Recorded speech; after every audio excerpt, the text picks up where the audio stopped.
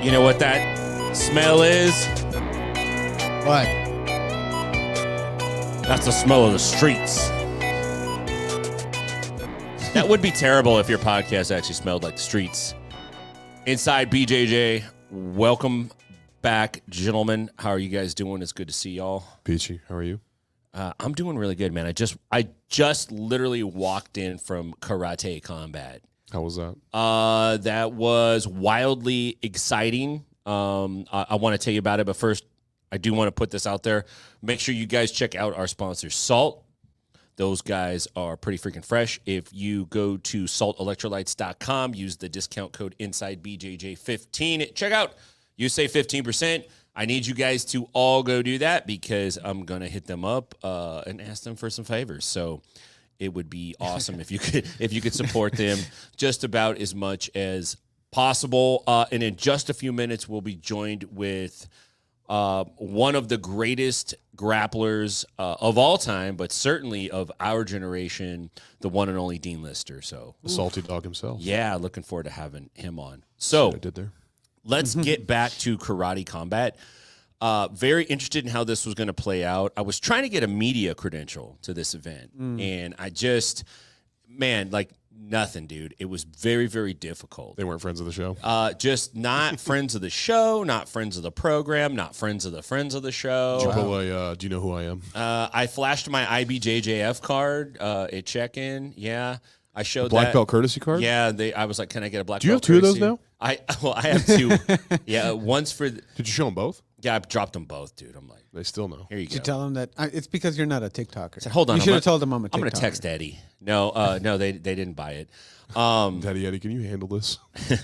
No boys trying to get into karate. No media credential, but here's the thing. So when I get in, there's Secret Service everywhere, and there's like cop dudes with big old guns with these big bulletproof vests, and it says Secret Service on it, and I'm like, oh my god, these Nashvilleians have like gone off the deep end. These guys are coming in here pretending to be Secret Service. Yeah. You didn't see me either. Oh no, they weren't pretending. Apparently, Secret Service is there. They were the biggest disappointment for everyone was the fact that you couldn't bring a vape in.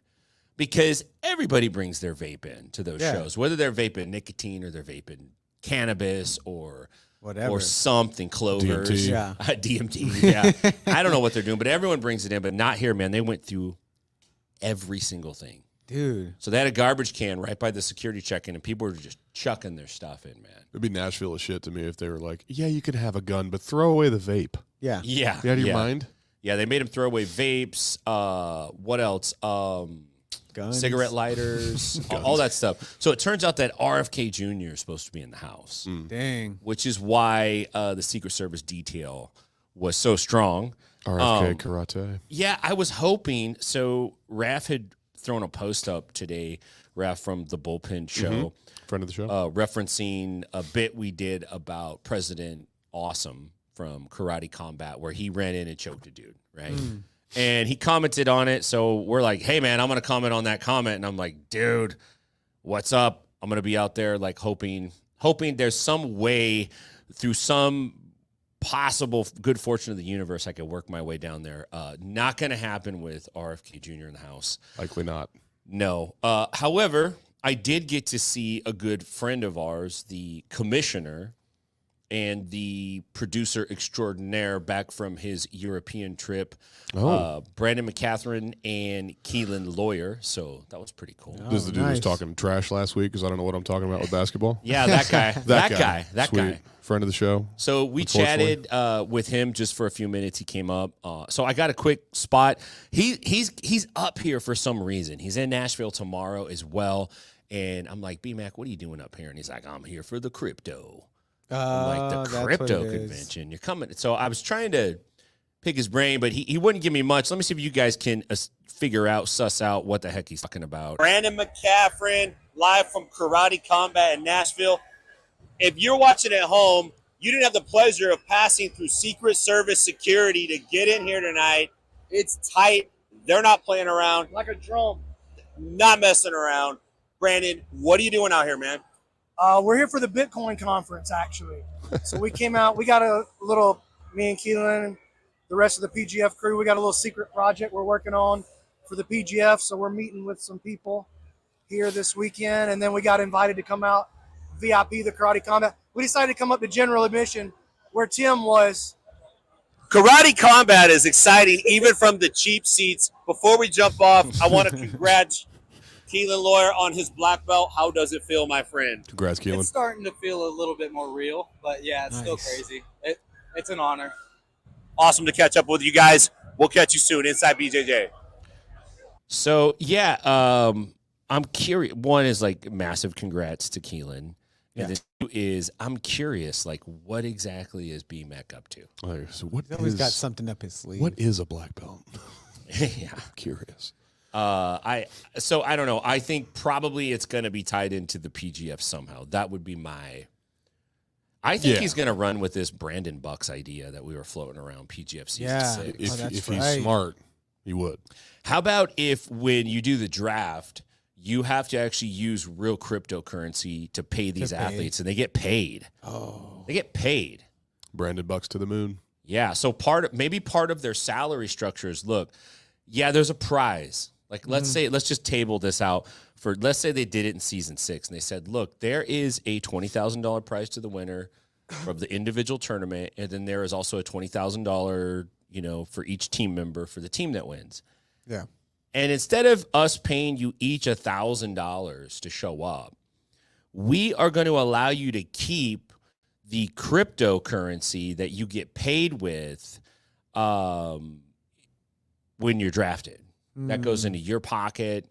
It's not worth a ton now, but of course, obvious, right? This is how I convince people to get Bitcoin. Yeah.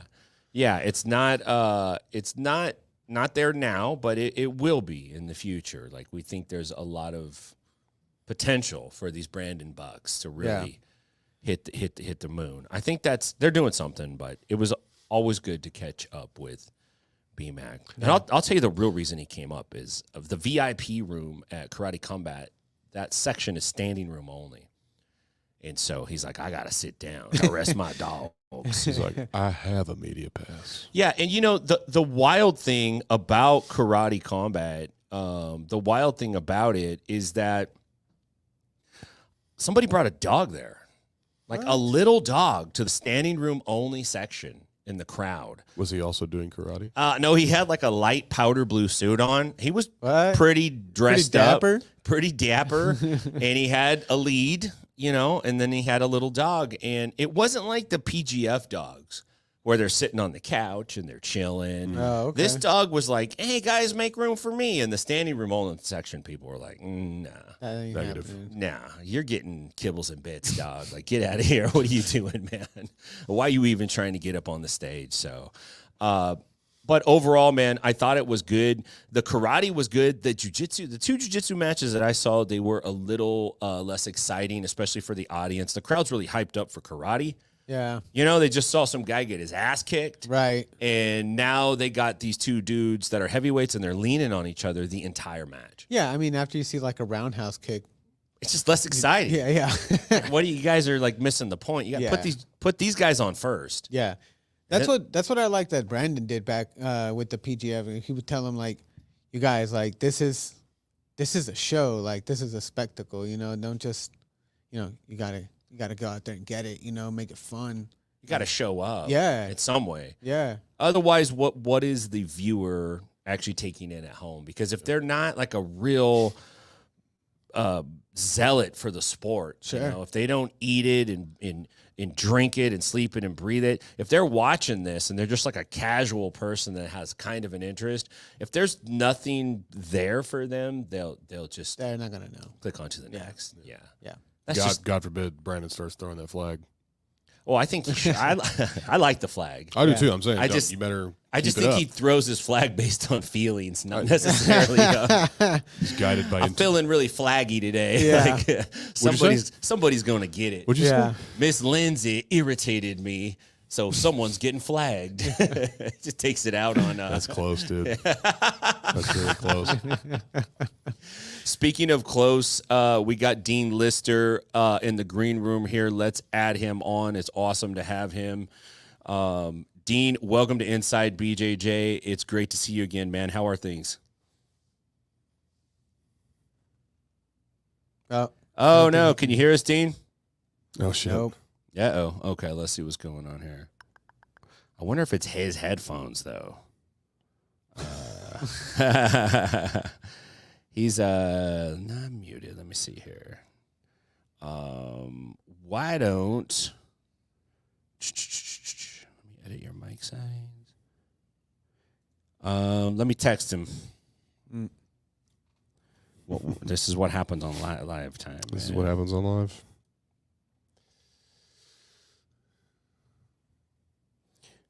Oh, there he goes. We can't hear. Oh, let's go. This is all up. Yeah, it's all up. Nothing's muted. That's all good. So he should be good. Let's see. We'll get this sorted out in just a second here. Let's see if we can figure it out. The other way we can do it, if that doesn't work, I'll try and Okay. Okay, he's going to try again. Hey, Dean, what about now? You can hear us. We can't hear you. Nothing? Nothing. No? Okay. Here's what we're going to do. I'm going to send you my, why don't you call me at my number and we'll just put you in on audio. Oh, yeah, he can't hear me. Can't hear you.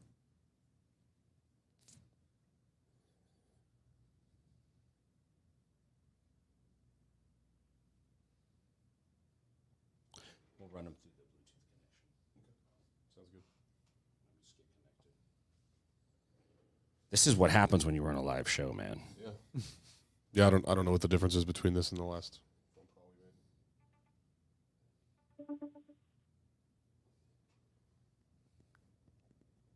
Let's see. Hey, Dean, can you hear us? Yeah, I can hear you. Hey, I don't know why it's not working out, man. It's crazy. I don't What the know, hell? but you know what we can do is, yeah, let's do that, and then maybe we could just throw an image up of Dean for now. Sure. I'll And get then one. we'll run it through that way. Yeah, I apologize, man. My headphones on it. But Doesn't work. hey, man, it's great to have you on. It's been a minute since you've been on Inside BJJ. It's been a few years, but it was good to see you out at PGF Season 6. That was quite a blast. A lot of things have happened in the jiu-jitsu world since Season 6. At that time, it felt like PGF was kind of like the big thing happening. But now it seems like it's a little there's some more bigger things going on with ADCC and CJI. So I'm interested in hearing kind of what's your thought about this year's ADCC. We're seeing a lot of guys in it that maybe traditionally wouldn't have gotten the look, and now they are. And how do you think that's gonna play out in terms of, you know, the favorites? Do you think they're happy, like, hey, they get easier matches, or do you think maybe some of these guys that are a little? You mean the CGI I'm versus talking. Abu Dhabi? I'm talking ADCC specifically, in that there's a lot of athletes now that have been invited because a whole group of athletes chose to do CJI. So if you're an ADCC guy and you're like, hey, I'm one of the favorites to win, and now there's this whole new crop of guys in here, are you concerned about that, or do you feel like that works out to your favor if you're one of those guys? No, I think it's I was one of those guys. In 2003, I won the North American qualifier, which is it's pretty cool, right? But in Brazil, I was a completely unexplored talent. Like, no one knew too much about me. They knew I had to put locks, but not too much. And that's when I used 50-50 and I won the tournament, So, I mean, it's all kinds of dangerous people, girls, guys, whatever. There's dangerous people all around the world. And we're going to find them every year, new people. So it's pretty cool, actually. Is an athlete would you be like a little more skeptical of a guy that you don't have experience with in that sense? Like, you know, some guys are, I've heard people go like, hey, these guys are going to get dunked on. Like, it's going to be an easy match. But I don't know. I mean, I don't know if I would necessarily feel that way. How would have that impacted you, or did you face that situation? Oh yeah, I've also faced the new crop. In 2011, I was considered, let's say, older. I was 35, and I faced Rodolfo Vieira. I mean, now that's young to me. I'm 48, but at the time to win Abu Dhabi, 35 was kind of old. So I faced Rodolfo Vieira, who was like, I don't know, 21, and yeah, he was a new crop, tough guy, extremely tough, actually, very strong. And so I'm used to facing these new guys and the old guys. So yeah, the new guys, you don't know much about their game, but they can look and find a lot about you.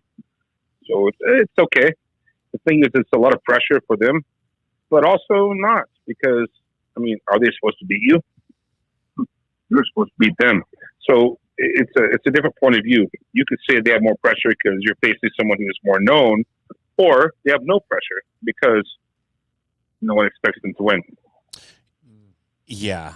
I mean, I would think that having the invite, if I wasn't already invited, I'd be pretty stoked about that.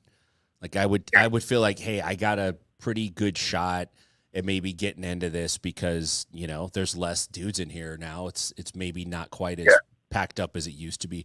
I actually think it's going to be a good thing in one sense that we're going to get to see a lot of guys on that stage that we maybe haven't seen before on that stage. And I think, you know, some guys are going to really show up and they'll make some new stars out of those guys. So I think that's kind of a cool thing when you look at it that way. When you look at CJI, and if you just look at it in and of itself, not necessarily like verse ADCC, just CJI as its own thing, it's really hard for me to predict exactly what it's going to be like. I think, one, because it's brand new, it kind of came out of nowhere, and two, the format is pretty different compared to the formats that we've seen in the past. Have you come across anything like the rule set? I guess if you're familiar with it, have you seen anything like this particular rule set? No. In grappling? What's the different rule set? I'm unaware, actually. Okay, so what they're going to do in CJI is they're going to do 3 5-minute rounds, and they're going to judge it on a 10-9 system with a 10-8 and a potential 10-7. A submission is going to win the fight automatically. If it's an overtime, whoever wins the third round is going to be considered the winner of the fight. If it's a championship fight, it'll go 5 5-minute rounds, and if there's no winner, they'll do a 5-minute overtime. Yeah. To decide the winner. When I fought in Pride, they consider the last round as the more relevant round. So let's say if you won the first round, and you lost the second round, they consider that the person who won the second round won. It's just how it is. So that makes sense. And also, I'm definitely a submission person, but we have to make some room for people who are point fighters. Some people don't want to admit that, but for the sport, we can't have these 1 hour long grappling matches all the time. The average person does not want to watch that. So, I mean, 3 5s, that's cool. 5 5s for the finals, that's okay. Even if you have 1 10-minute round, it's fine. But there has to be some time. It's just something, for some reason, in the Western cultures, people like that time. The time's going to run out. Let's watch it. Now, there are some extreme people who want to see the no time limit grappling matches, but that's not the majority. So it's pretty cool to have the 3 5s or the 1-10 or the 5 5s for the finals. That's cool. And I think that the last round is more important. So in theory, you could actually, let's say, lose 2 and win 2. But if you win the fifth one, let's say, you're the last one, you're considered a victor. Actually, that's common in some countries.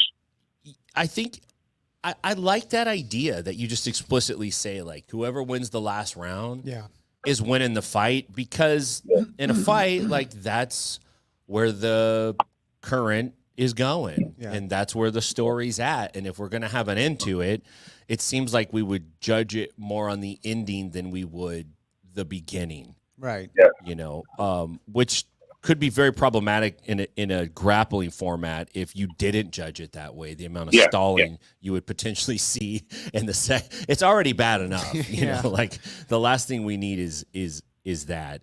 So the other nuance to the rule is the floor is going to be like a pit formation, similar to karate combat. So it's going to have I like it.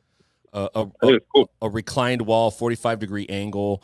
And we're starting to see like the Tackett brothers have built a wall that they're training off of. Luke Rockhold was doing, he looked like he was on a church platform. It didn't actually look like a full wall. Yeah, it was odd looking, but he was doing some work on there. So guys are starting to incorporate it, but I'm interested in your feedback on that. And then what kind of grappler do you think a wall like that favors? Well, if you have MMA experience, it's it's not a wall. Let's say it's 45 degrees. It's 45, correct. But yeah, some experience with a barrier.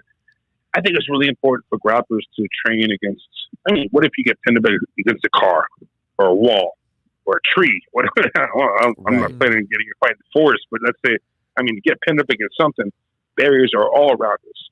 So it's really important to learn how to fight off these barriers. Matter of fact, you could say the wall, it's almost like a vertical floor. Now, the 45-degree changes things, but it's still just different, And you can't run away.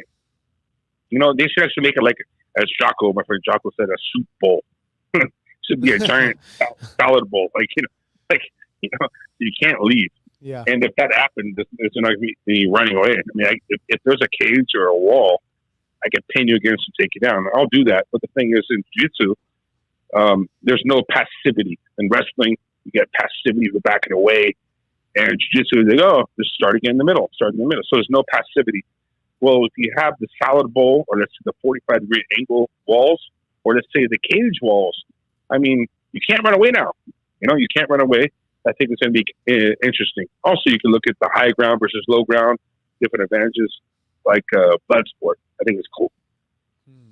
Yeah, I think it's going to add definitely something to it. How long does it take to prepare for something like this? Because one of the things that would be tricky is, say you're really, really training for the ADCC rule set. You almost won in 2022. You just missed it. And you're in 2024, and you're training your ass off. And now you've made the decision because you've been invited to go to CJI. It's $1 million potentially for you. You're going to get paid to show up. So it's enticing. So you decide to do it. And now you have to realize I've been training for a completely different rule set in another format, though, like not necessarily doing the rounds. Does that have an impact on these guys? I think it does. Some people are very scientific about things. For some reason, I was never really, I never considered a loss by points as a real loss. It was an L. It was just an L, Yeah. And, it was an L. I didn't win, but I lost by 1 point. It's an L. I don't really consider it a loss. Yeah. Matter of fact, if I win by 1 point, it's a W. It's not even a victory. It's a W. Yeah. I'm glad it happened, but I'm like, but that's why I have like I think 89% submission rate in Abu Dhabi, because I want the finish. So for me, it wouldn't be a big deal because I'm always looking for the same thing. Now, in the end, it has come to bite me in the ass a few times because everyone knows that. Everyone knows I'm going for the crazy finish. And yeah, you could beat him by a point, kind of got lucky, but you could do that for sure. It's happened before. I don't know. So for me, it's not a big deal because my strategy is very simple. Not easy, but simple. Okay. Now, some people, because they, like my friend Jocko, he's all about the clock.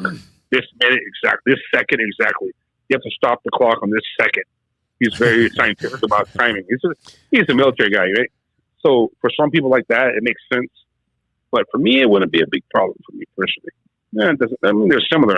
They're not different sports, Yeah, you're right in that sense. You're still grappling. The subs are mostly the same. I think there's just an added nuance. Maybe it's like, in the early days of MMA, not everybody was training to fight off of the cage wall. Yeah. No way, no one was. Yeah, and it was like I don't think in the beginning many people even realized there was like meat on that bone. I think it was just kind of like, whatever, get off the wall, you know, like quit leaning on the wall, dummy. And now we see guys that are really nuanced in that. Perhaps we're in that space, or do you think guys are more past that because they've actually wall wrestled and they can kind of transfer some of that to the 45-degree angled wall? I mean, no, there's going to be some similarities there. It's just there's some knowledge there. Now it's different. It's 45 degrees. I mean, there's people who their whole career depends on a cage. They can't fight in an open arena. Like it was a soccer stadium, with a soccer field, it'll be a problem for them. You know.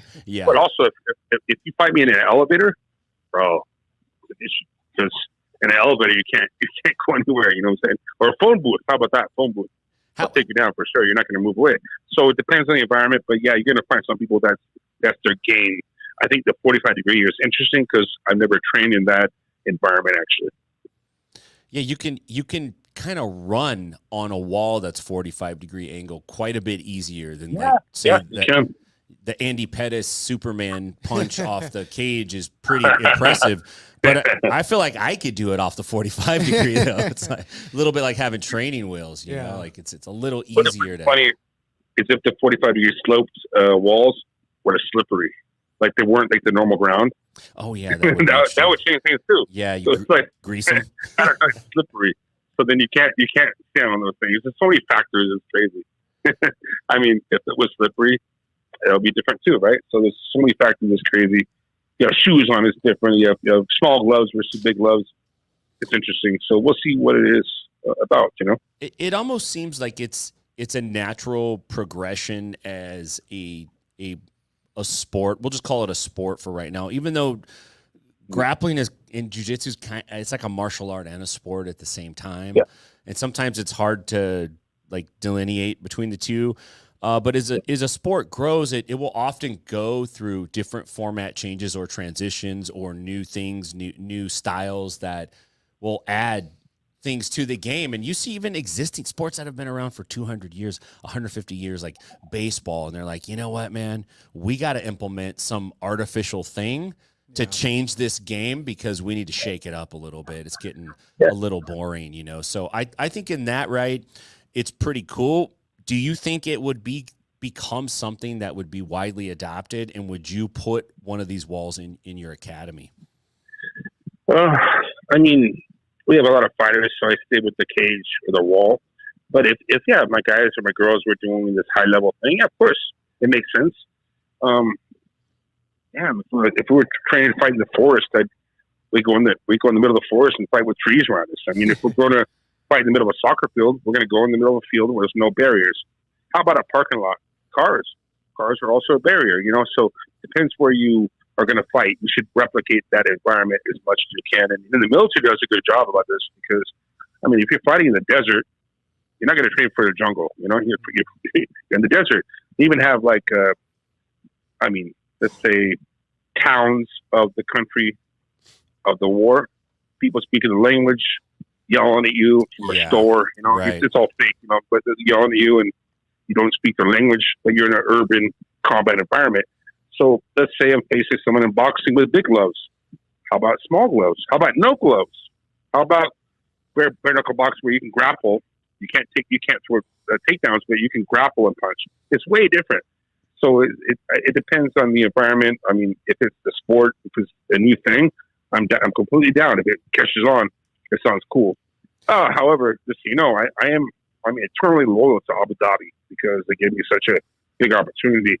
I think it's really cool for people to have their own decision and choices. I support everyone, but I can never turn my back on ADCC actually. So I support it all. Yeah, that's my home. You know. And I think that's okay to say. Like I've had some folks who just kind of were like, I don't even want to come on because I don't want to talk about it because I don't want to hurt anyone's feelings. And I think it's okay to say that too. Say like, hey, I really don't want to say that much about it. And I get that. I understand. Yep. You guys all know each other, and some of you guys have known each other for a long time now. And you know, grappling's a lot bigger now, but 20 years ago it wasn't exactly at this level, and it was harder. And I don't think we want to go back to it in that sense. yeah, some people complain that it's watered down, but it's just there's just more damn people doing it. And if you watch grappling, like these guys are fantastic now at the lower belt level. So it's hard for me to buy the argument that it's being watered down. It's like I don't know, like they're pretty damn good. Let's make a comparison. Okay. I mean, the boxing from the 80s was a little rougher, but not as technical as today. Probably not. The NFL from the 1980s, 60s, 50s was tougher, but not as technical. And we have better athletes today. I think that's the same case with jiu-jitsu.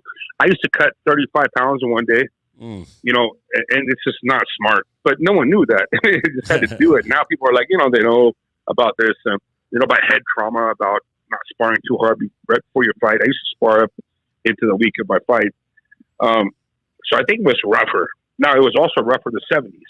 It was also rough in the 50s, going way back, Yeah. Like, I don't know, I think it was rougher, but today we have better athletes. And you have more technology, or it's a technique.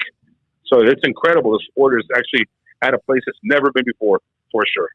We agree on that. So, Dean, as an OG of the sport, do you ever lament the old days? Do you ever long for like the more rough and tumble? Like, I came into this sport pretty relatively new, and it seems like everybody's like, I hear the horror stories of people back in the day where it was like these really tough coaches and everybody was really tough. And do you kind of miss those days, or are you happy that it's evolved? Well, I tell people if I was born 10 years later, I'd be a multi-millionaire right now, as far as money-wise. But it's kind of cool to be among like I don't know, where something was more undiscovered. Even MMA was like, it was called cage fighting back there, NHB. NHB, that's right. The old part. It's funny. This man is a pit fighter. Pit fighter versus exactly. You're right. Funny, made me laugh right now. It's kind of cool to be about part of that time because we discovered some things. And before me, there were, of course, many fighters and wrestlers and grapplers from the 50s, the 40s, the 20s, even 1800s. I mean, there's people that opened ground for people, But, it was cool to be a part of that time. But I would be richer if I was born 10 years later. That's true. We've got a Big MF in the chat was asking about Dean's match with Yuri. If you could speak to that a little bit.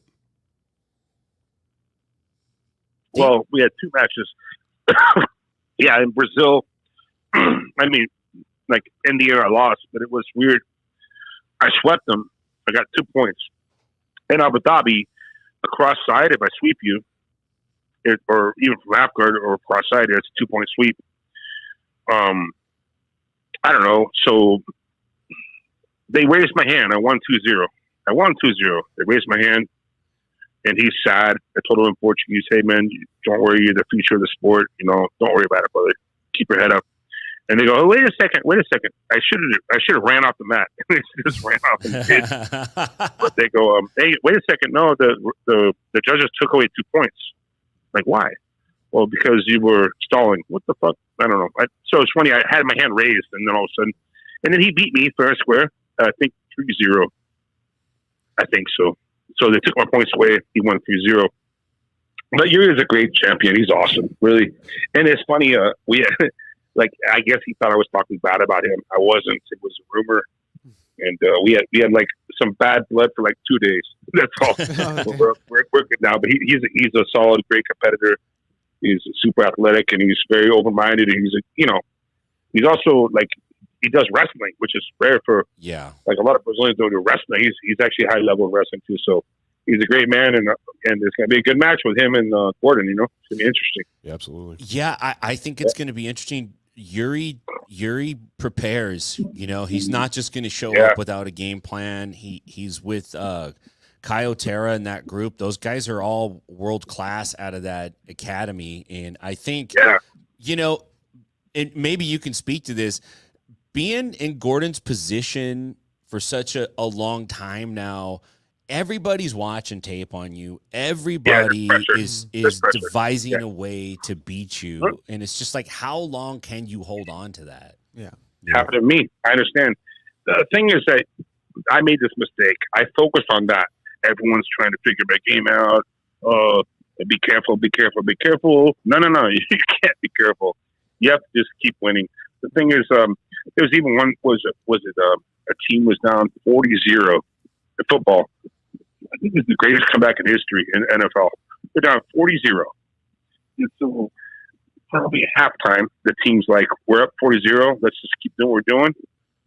Let's make sure we win. The other team's like, we have to win. We have to get 50 points, And they did. And they won like 48-44 or something. They did it because the other team was trying to just hold what they have. The other team was trying to win. So you have to just keep pushing and keep developing, keep grinding. You have to do that. If you don't do that, then, people will pass you up. But Gordon's very smart. Yuri's smart. They're both really high-level guys, of course. By the way, Yuri, it's my advice. It's not always good for everyone. What I do sometimes is I'll give my opponent a submission. Because when I escape from it, I have your leg usually. I train for that. And also, when I escape a submission from, let's say, a high-level opponent, there's a part in that person that kind of like they start doubting themselves for that moment. They go, "What the hell just happened?" In that moment, I strike.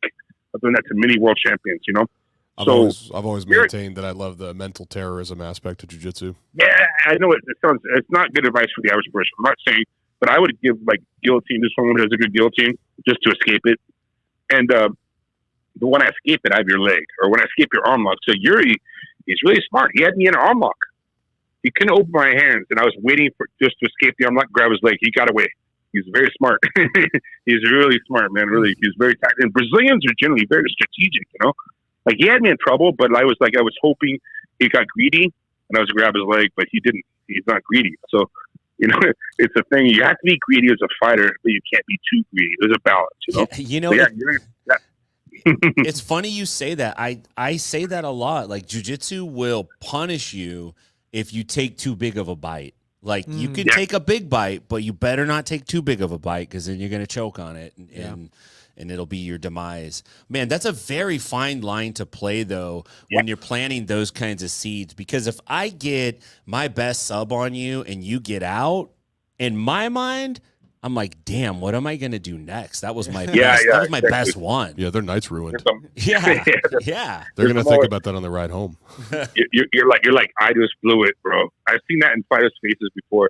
My dad told me, my dad's a big golfer. My dad's a badass, tough Marine. He's a retired Marine. He's a big golfer.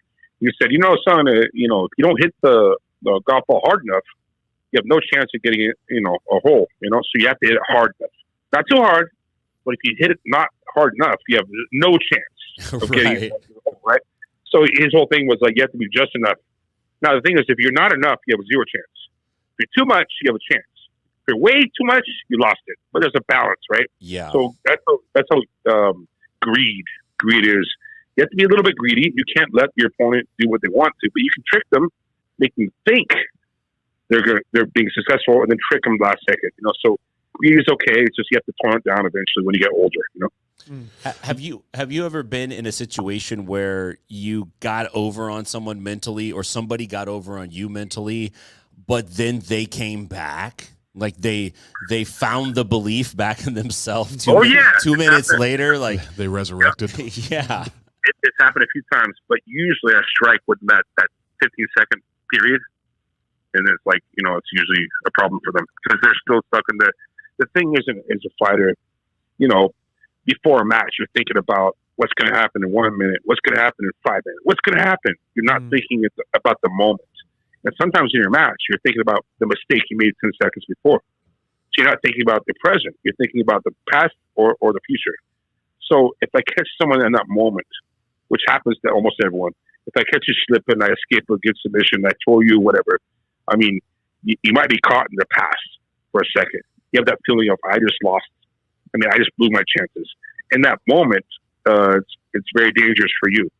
Now, that's also the thing. It's the opposite. Before a match, you're worried about your opponent. What's he going to do? Your heart starts racing. You're not thinking about the present. You're thinking about the future. You're not fighting yet. Relax, homie. Just relax. And so, yeah, of course, I've had extreme high level. Some are ranked in history. My opponents. I'm very honored to face them. Come back and give me a really hard time. Of course, absolutely. Dean, I want to just throw this in real quick. Egghead Warrior posted, Dean Lister, most passionate coach for PGF World 6. Egg was one of the broadcasters there at that week. And I got to say, that was my take on it as well. You were heavily invested in your athletes.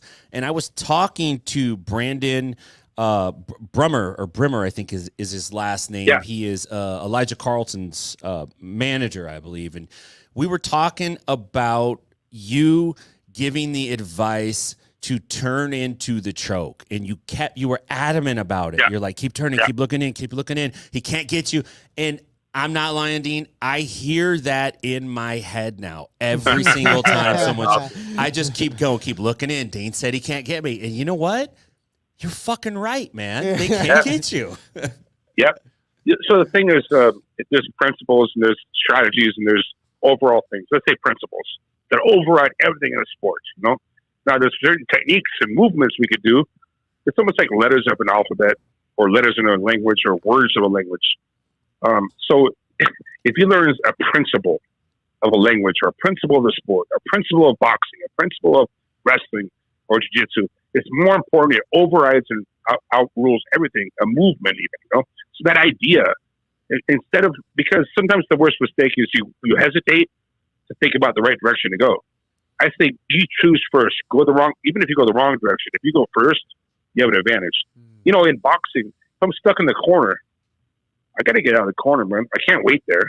Now, Is there a better way or a worse way? Yes, there's always a better way to go than the other way. But I had to move first. To make a wrong decision, at least I didn't hesitate. Sometimes the worst decision is no decision, you know? So, yeah, that was what I was trying to show it. And hopefully it made sense, you know? Absolutely. I think it did. I think your passion came through. Egg also threw a question out to us. We have a bunch of folks watching live. He said, how many languages can Dean speak? How many can you speak? Well, I speak 3 fluent. I can make jokes. I can argue. That's Portuguese. Yeah, it's my opinion. If you can't make a joke in a language, you don't speak it like really fluent. You know? Okay, so yeah. true. That is so true. Well, if you can't argue or make a joke, then you know, like for instance, I remember a Brazilian person was asking me, like, someone said, book it to the gym, book it. Right? What does that mean? Book it. Like, how do you explain that? It means hurry, right? Well, book it. Why? You know, well, that's something because he's learning English. Book it. You understand what I'm saying?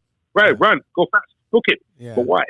Well, there's all kinds of slang and it doesn't make sense unless you lived it for many years. Right. So I speak Spanish, Portuguese, and English in that capacity. But I speak French conversationally. I can get around, but I can't make jokes. They're not smooth. And I have a Portuguese accent in French, by the way.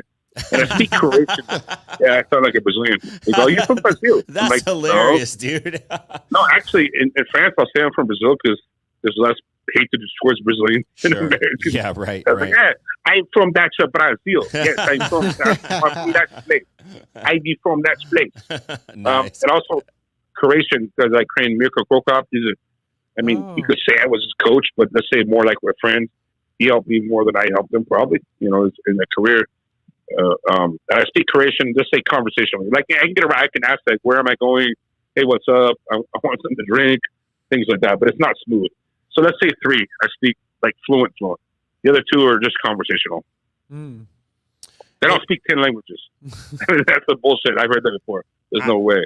I mean, I think once you're past, like, 3, I think once you're at 3, like, you're past 2, and now you're at 3, you know, anything over that is impressive to me. Oh yeah.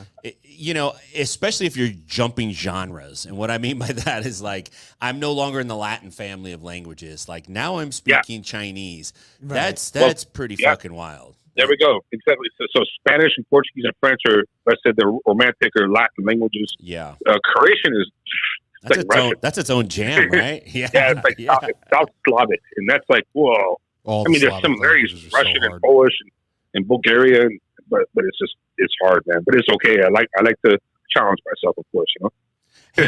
Hey, Dean, last question for you, man. We appreciate you jumping on, and this comes from our viewers. Who does Dean think is or are the top up-and-coming jiu-jitsu competitors right now? Do you have anyone in mind, anybody that's a young gun who's coming up? Yeah. I could say Gordon, but he's already up there. You know, he's already there. He's Let's an see. old head now, man. Nicky Rod's already there. You know, let's see. The Bertola brothers. I mean, okay, Yeah. one's. I mean, I'm saying like people know who they are, but they're still super, super young. Imagine all the talent there. Mike Musumeci is already at the top, of course. So I don't want to mention. You know, who's the girl? Helena. Elena Jiu-Jitsu Carver. girl? Yeah. She's a She's savage. really tough. She's a little monster. I love her. She's awesome. So, How yeah, there's no way this is watered down. Just the names you're throwing out there. These guys are so good. Yeah. They're so Yeah. fantastically good. It's like Yeah. anyway, sorry, I didn't mean to jump in. It's just so irritating when people say no, that. it's okay. One girl I saw, like, I don't know, 5 years ago competing was Danielle Kelly. He's real tough. Oh yeah. You know, Yeah. Yeah. She's- you see, like, I don't know, it's just the level around the world. And Brazil has great athletes, girls and guys too. It's just incredible, you know. But I say the Rotola brothers are probably like who I'm looking out for next. You know, I'm like, okay, because I trained with them one time at my gym, and they're super positive guys, you know, and they're Yeah. super athletic and they're super technical. They have a lot of innovations, but they're super positive people, and I like that about the sport. We don't have a lot of negative people in our sport, but there's a few. There's a So few. I prefer to focus on the positive people who have a good energy around them, you know. Yeah, it's kind of one of those sports that's pretty humbling, and unless you really are like a Dean Lister or a Gordon Ryan, there's a high chance somebody's going to show up that's going to kick your ass, you know, in the next few months. So it's a little tricky to be too high minded because there's just always another dude around the corner that Bigger kind of fish. is better than you know. So it's Yeah. I think it lends itself to that. Or it could be your bad day. You can be better, but it's not your day. And you have to realize it's not your day. You have to still fight hard, you know? And Yeah. so it's just interesting. Like, I've been choked and punched enough times where how could I not be humble? I mean, even is that weird saying I'm humble? Is that not humble to say that? Come on, man. I've been in so many bad situations. I'm just super relaxed and chill, you know? So, yeah, I'm very much blessed to be a part of this sport, you know? It's awesome. You have to deal with rolling around with Jocko too every day, so yeah, you got Jocko. Yeah, Jocko. Yeah, Jocko, he's my bro, man. I know him for almost 30 years, you know. It's It's crazy. Time flies by, you know. It's gotta be like a little bit of a trip to see a guy like Jocko just blow up like he did. Oh, yeah. You know what I mean? Just like boom, right in front of you. It's funny. I mean, people kind of knew a little bit who he was. He was in my corner in UFC. He was in my corner in Pride. I fought in Japan in Pride. But now he's way more famous than I've ever been. You know, it's incredible. I'm very proud of him. But Yeah. But by the way, all this stuff is true. He does wake up at 4. 1 second. There's a motorcycle. There's some jerk doing this. He's trying to like impress people. No, but he actually wakes up at 4:30 and does squats. That's actually true. He's psycho like that, man. Yeah, I wondered if he just He's awesome. posted a picture of a watch. he went back to bed. He's really doing it. He's No, really doing he it. does that. No, he really does. He really does. Excellent. Yeah, it's awesome. Outstanding. Dean, it's great catching up with you, man. Thanks for calling in. We really appreciate it. Apologies for the technical issues. Next time we'll make sure to sort that video out ahead of time, man. Look forward to seeing you soon. It's all good. Big fan Keep of the yours, positive man. energy as well. And I'll see you around one day, okay? All right, Maybe brother. I'll see you in Vegas, okay? Yes, sir. I'll be out there. Thanks, brother. Take care. You know what? Later. Ciao. Dean Lister's a good dude, man. Nice. Gentleman and scholar. Gentleman and scholar. I'm a huge fan of that guy's. Him and Jocko's videos talking about jiu-jitsu was one of the foundational things that got me interested in. So it's really cool to talk to him a bit. What's going on? Your computer? My computer melted. This has been the hour of tech difficulties.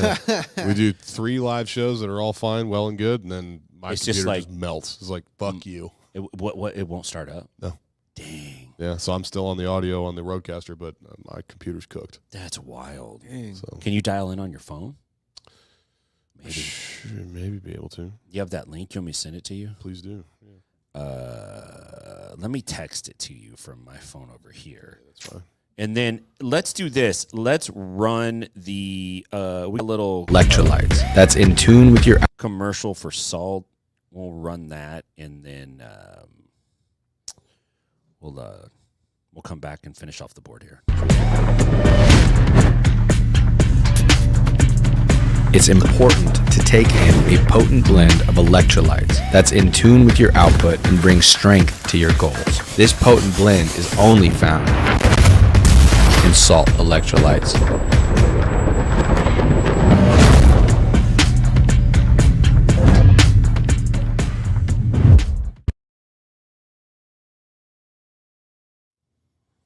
I'm getting into that now. And we're back to Inside BJJ. What was that code for salt again? Discount code is Inside BJJ 15. Save 15% at checkout. Sweet. That's a good deal, man. Yeah, that's a pretty good They're deal. jiu-jitsu guys too, so help them out. Dude, I'm digging salt. It's not as sweet. Yeah. It's got a different kind of a flavor, but it's very good. Yeah, I like it. I'm liking it I quite like a the bit. mango one. Yeah, I do too. Yeah. I got a bunch of strawberries I'm getting through right now. Because I went ham on the lime. Like, just went hard on it, dude. I drank every single one that I could get my hands on. Yeah. And now I have, like, all the other ones that I didn't drink. The mango one reminds me of when we would eat mangoes when we were kids. Because, growing up Mexican, we always put salt on fruit. Oh, yeah, of you know, course. so Yeah. that salty mango flavored Yeah. takes me back. 100%. How's it looking, Andrew? Probably not fantastic. Not fantastic. I'm getting there though. No worries. I am going to jump down. We'll get you in. Hey, look at that. I don't know if my camera will work. Yeah. You know what we could do is just dial my phone number on the audio. We'll just audio your. Oh, you're already in. I'm in the audio. I'm so stupid. This is why I have you here, because I need your help. Yeah, that's all right. If it won't come on, it won't come out. We'll just sort it out. Yeah, you got to do both jobs tonight. We'll sort it out. just Last sit here. topic, guys. Elon versus Zuck. So this has surfaced again. We talked about it on the bullpen earlier in the week. By the way, if you haven't had a chance to check that show out, make sure you do. It's on Inside BJJ YouTube. So youtube.com/Inside BJJ. You could see him. You could also check him out at Rafa Sparza's Grappling Hour on YouTube. Nice. And he's got a bunch of good stuff up there, good shows that he does. The Gauntlet. He started Verbal Tap comedy podcast in 2012. I think he might have started a month or a week or 2 weeks before we did. Oh, really? We started January 2012. We started Inside BJJ. And he started just a tiny bit before me. But he's been around for a long time. So if you listen to this, but you don't listen to that, you should be listening to that too. So anyway, Elon versus Zuck. So this came up. So your eldest son in the chat saw the show notes. Yeah. And Noah thinks it's going to be Zuck. Noah thinks it's going to be Zuck. Zuck's been training hard, man. But Elon's big. Elon's big. You No. think? Yeah. What do you mean so? We've rolled before. Yeah, but I'm you big. train. Oh, that's right. That's true. I didn't consider that. Yeah. So Elon. He's just So gonna- here's the argument I heard one dude say. He said, Zuck is younger than Elon, Yeah. but he said he thinks Zuck is a timid fighter, and Elon might. Doesn't he train with It's like, what fight have you seen? First of all, like, Yeah. he's done one jiu-jitsu match. He's also a lizard. We haven't seen Elon at all. Zuck trains? Who trains Zuck? He Dave trains- Camarillo. Yeah. Dave Camarillo is a motherfucker. He's no joke. Those guys are California OGs. Yeah. Like, maybe the rest of the country hasn't heard of those dudes, but I'm pretty sure they have. Those Yeah. dudes will. The Camarillo brothers they're Yeah, murderers. They're dude. not fucking around. No. Those guys were flying, triangling, and flying armbarring dudes in judo tournaments. To the point that judo was like, okay, we got to change the rules. You can't do this. You're If making you're the reason for a rule change, you're awesome. when they would fight when they were kids or get in trouble, their dad would be like, okay, 100 Tayatoshis in the garage, go. Damn. Yeah, they I like just that. yeah they just get after it. So Zuck is under good tutelage for sure. Yeah. Dave Camarillo is a gangster. You could check him out on Inside BJJ. He's been on several times. And his brother Dan. His brother Dan is really good. I really like Dan. I would see Dan at jiu-jitsu tournaments, and I'd be like, Dan, I want you to hit a Uchimata today. And he'd just be like, okay, I'm going to try to get it. And he'd get it. He's so good. He'd get it. That's awesome. That's fucking awesome. Okay, so So, I mean, as far as I know, Elon doesn't train. I don't think Elon's trying to train. Elon's got the dad bod going on. He's wearing the custom T-shirt. He's doing the Simon Cowell T-shirt that kind of makes you look like you're fitter than what you are. It's like, bitch, we see through that. Yeah, it's just disguising the gut. Dude, look, guys that are strong recognize other guys that are strong. You could just tell. There's certain things you look for. When you see Elon, you're like, not strong. Not strong. What about Bezos versus Elon, though? Elon. Bezos is like a biker. Bezos is like got all yoked. You think so? Haven't you seen him?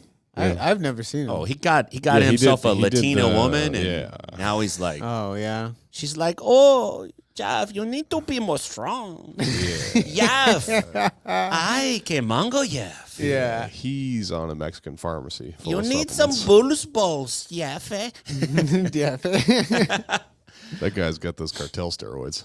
That guy is like fucking buying steroids on Amazon. Dang. Yeah, who knows? Got a giant yacht to put him in now. Wouldn't that be awesome if you were Jeff Bezos and you could buy anything you wanted on Amazon? You had like a special link. That's like the one like thing. If you have an Amazon store and if Mr. Bezos wants something, like you have to give it to him. Yeah, he is pretty jacked. Dang. Recently, he's jacked. Yeah, he's got guns. Yeah, he's in shape. Yeah. I think he might take Elon. I think he's fitter. He's more fit. You get a divorce and all of a sudden the TRT just flows. I think Elon's driving around in that cyber truck on X all day. Literally and on the app X. Yeah. And also running $6 billion companies. Yeah. I know. So how has he got time to be fit? He ain't got time to train. But it's pretty cool he's got 6 of them. Ain't got time Zuck to train. only has $1 billion corporation, which is like pathetic. Yeah, but Zuck could also put you in an armbar. Yeah. He couldn't put me in an armbar. Well, I refuse to believe that he could be me. Dude, if he gets a purple belt before me, I'm going to be so fucked. That's yet to be seen because you haven't fought him yet. Yeah. I think Zuck could take him on. So technically, Zuck is undefeated against you. We should make it happen. Dude. We should make this happen. Is that the fight of the year? Oh, yeah. This is what we should idiot do. With holes in his I got an ears. idea.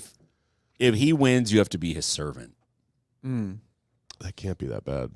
You have to be his footstool. Everywhere he goes, you have to get on the ground on your hands and knees, and he puts his feet up on you. Yeah. I have to leave the light on in his terrarium. You have to be his No, footstool. just a heating rock. Yeah. I have to open the door to his Illuminati parties. You have to actually get down on your hands and knees and be a human chair whenever there's not a seat available for him. He just sits on you. He shan't beat me. He shan't beat you. Do you think he could beat you? Him and Elon combined could whoop you. I think 2-on-1 is a tough prospect for anybody. I'm glad that you're realistic about that because a lot of people are like, nah, man, I could take him. I haven't had enough ego death in jiu-jitsu to make it so that Zuck could beat me. He probably has a lot more time to train than me, too. Okay. He probably would realistically, but I don't want to admit that. Here we go. 2-on-1, any case, I'd probably die. What if it was Elon and Zuckerberg with Gracie safe rap training? Could they safe rap you? Could they safe rap you? They're going to have a hard time. They're going to have to safe rap you. I think they eventually would, but they're going to have a hell of a time doing it. That would be very hard because, what happens? Either Zuck gets the upper body and you fucking flip him over, or Zuck gets the legs and then Elon has no I'm going to chance. propose a brand new grappling show that is basically going to be an infomercial for safe rap. Can you safe rap, Andrew? Yeah, it's just whoever. There's 3 people on every show. And hey, if it's realistic, I can do whatever I want. That's the trade-off. Yeah. Well, you can't bite. I won't bite. You can't eye gouge. You can't run straight. I won't do any of that. You can't do any 12-6 elbows. We don't want anyone to die. That's stupid. They just got rid of that rule, by the way. Good. I did in the UFC? Yeah, and like the commission basically is like, okay. You can 12-6? Yeah. Yeah. How many people are going to die? Nobody. Nobody's going to die. So could Put him in a body bag. Could Elon and Zuck safe rap you? I think eventually, yes, but they would have a hell of a time to do it. How long would it take? What would the over-under be? Yeah, we put it. I think if it was just a 5-minute round, they wouldn't. You don't think they would? No, we train Nashville rounds, bro. 6:15s. Okay. They're not getting through. They're not safe wrapping me in a 5-minute round. Mr. Big Pants over here. I don't think. So you think you have better cardio than Mark Zuckerberg? Right now, you think you have better cardio than him? I know I have better cardio than Elon.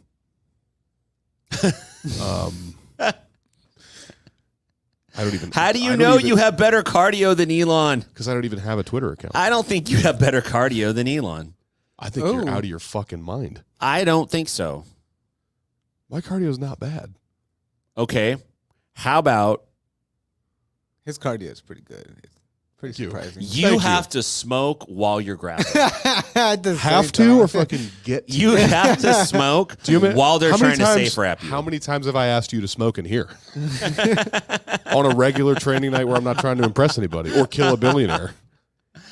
You're trying to keep the ciggy going, and they could win by safe wrapping you or putting out your cigarette. No, they have to take it from you and they have to smoke it. And that's how you know they're not going to, because they don't smoke. Yeah.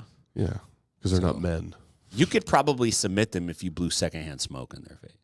Zuck for sure. He'd be like, Or if the room allowed smoking in the room. Elon would distract me. Just get a bunch of secondhand. Just take him down to 10th Planet to the qualifiers HQ. But it's just me, just the East Coast dude burning cigs. Yeah, it's not pot. It's just cigs. Since 3 days before that, you've had a 72-hour chain smoking binge. Just chocolatey Marlboros the whole day. There's 3 feet of fucking chalk filling up the top of the goddamn room, right. dude. Those A white pile of Marlboro cartons in the corner. Yeah, those drop tile ceilings are yellow with cig stains. It's like you condensed 73 years of Reno, Nevada casino into, there you go. You know, the Golden Nugget casino into this one particular pocket. I bet you for the first 30 seconds I wouldn't lose the ash off my cigarette if they tried to safe wrap me. They got to take you down. I know. They won't. Eventually they will, but... They might. No, eventually they will get it. But you might get them. What if you tap them first? Do I have to hold this? Well, I'll tap them, just burn them with a cigarette. You have to, like my dad tap did me. them both with Kessa. I have to Kessa have tap to 'em. or get to. Here's the thing. You're going to be limited, but you can only tap them with your favorite position. Yeah, while you're doing your favorite thing. Smoking. I get to smoke and put you in Kessa Gatami. Yeah. This is funny, too, because I've had like maybe 4 cigarettes in 3 weeks. Hey. I'm awful. Yaka, yaka, I'm on yaka. these stupid Well, good for vapes. you, man. Thank you. Good for you. He's trying. I want to be better at jiu-jitsu than I want to smoke more. So, but I'm on these stupid vapes for that hand-to-mouth habit right now. Yeah. I don't know how you guys, not you guys, but I don't know how anybody listening that vapes does it because this is disgusting. Everybody talks about how bad cigarettes smell. Cigarettes smell lovely. These vapes smell like shit. They taste worse. Yeah.